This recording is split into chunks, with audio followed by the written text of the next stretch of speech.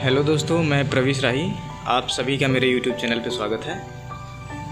तो जैसा कि आप लोग टाइटल और थंबनेल में देख के समझ ही चुके होंगे कि मैं किस चीज़ के बारे में बताने वाला हूँ आपको।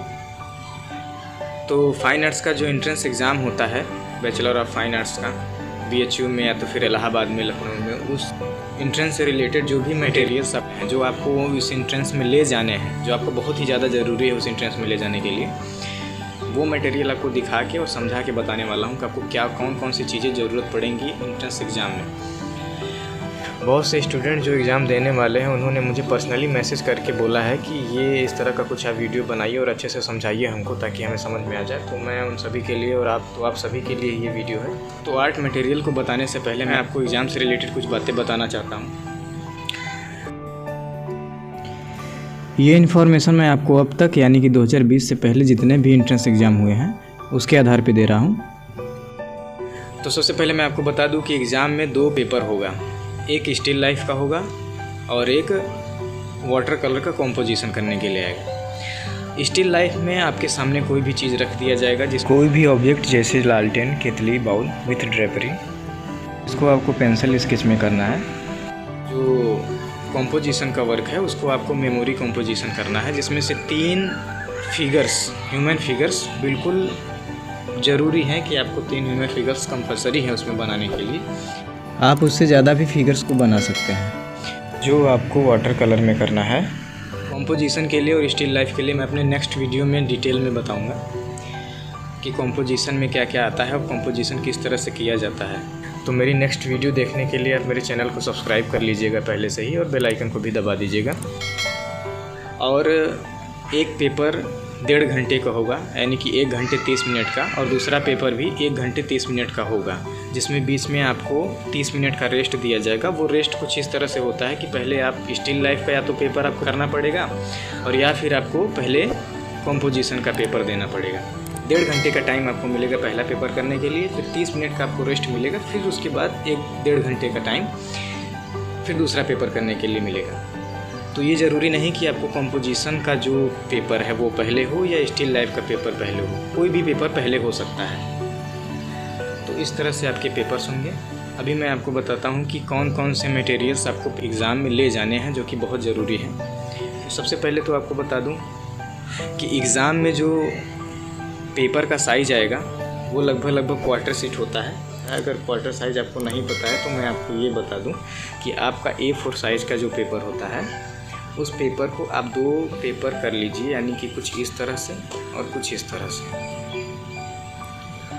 तो इस पूरे एरिया का जो साइज़ है वो लगभग क्वार्टर शीट से थोड़ा सा बड़ा होता है। अगर फुल क्वार्टर शीट आपको मैं दिखाऊँ तो क्वार्टर शीट कुछ इस तरह का होता है। जैसा कि मैंने बताया कि वो थोड़ा सा छोटा होता है, तो वो 2 A4 साइज़ के पेपर से थोड़ा सा क्वार्टर शीट छोटा होता है। तो इस तरह का साइज़ आपको, इस तरह के पेपर के साइज़ पे आपको बनाना पड़ेगा। ये कॉटेज पेपर रहेगा नॉर्मल, ये आपको पेपर में एग्ज़ाम में प्रोवाइड किया जाएगा कॉलेज की तरफ से, एग्ज़ाम की तरफ से। और आपको एक क्वार्टर साइज़ का जो बोर्ड पेपर है वो आपको ले जाना होगा। कुछ इस तरह से रहेगा इसका साइज़ ये। और एक स्केल जो नॉर्मल 15 इंचेस का जो स्केल होगा वो आपको लेके जाना है। 2 पेन लेके जाना है, ब्लैक और ब्लू। एक मास्किंग टेप लेके जाना है आपको वाटर कलर का जो कॉम्पोजिशन होगा उस साइड से पेपर चिपकाने के लिए, और एक आपको कंपास। अब आपको समझाते हैं कि स्टिल लाइफ से रिलेटेड कौन कौन सी चीज़ें आपको लेके जानी है। तो स्टिल लाइफ में सबसे पहले आपको इस तरह का पेंसिल, सभी ग्रेड्स के पेंसिल जो है आपको लेके जाने हैं। सभी ग्रेड से पेंसिल से मतलब मेरा कि 2B, 3B, 4B, 5B, 6B, जो भी आपके पास पेंसिल, ये फेबर कास्टल का है मेरे पास, तो आप किसी भी ब्रांड का ले सकते हैं। जिसमें एक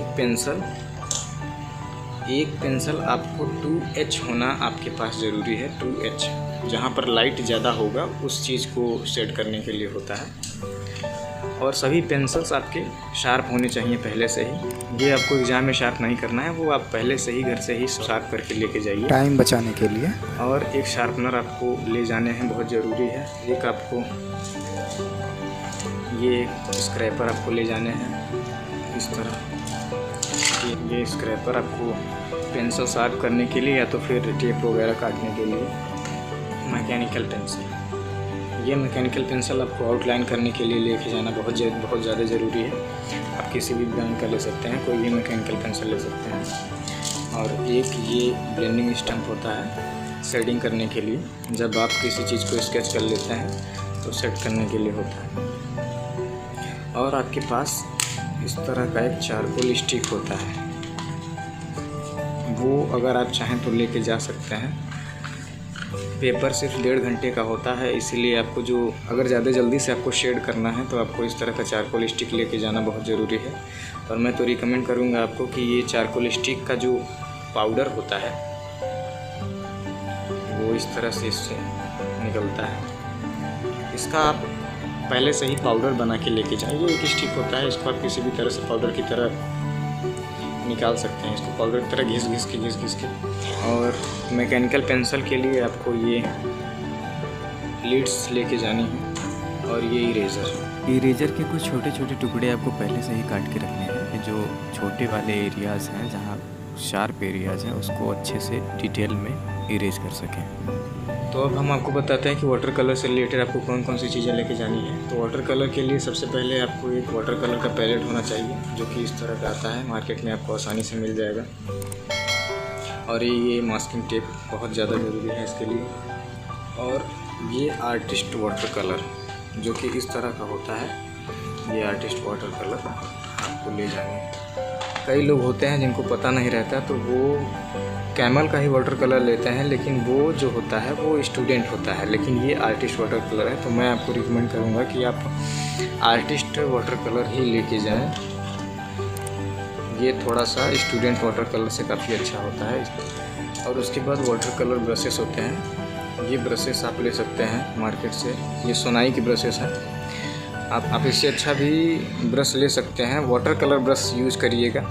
सिंथेटिक ब्रश भी होता है, बहुत से लोग सिंथेटिक ब्रश का यूज़ करते हैं, लेकिन मैं रिकमेंड करूंगा कि आप सिंथेटिक ब्रश का यूज़ एग्ज़ाम में ना करें। आप नेचुरल हेयर वाले ब्रश, बने ब्रश का यूज़ करें, जिसमें से आप कई नंबर्स के ब्रश ले सकते हैं, जिसमें से आप 00 लेंगे बहुत ही बारीक काम करने के लिए, फिर उसके बाद 10 नंबर का, 12 नंबर का, और ये इस तरह का ये ब्रश 14 नंबर का है। और एक ब्रश आपको फ्लैट रखना है, फ्लैट एक ब्रश लेके जाएंगे। कोई भी काम जल्दी से, कुछ जहाँ पे आपको जल्दी से कलर करना होगा या तो जो फ्लो का काम करना होगा आपको, उसके लिए आपको ये फ्लैट ब्रश लेना है 1 इंच का।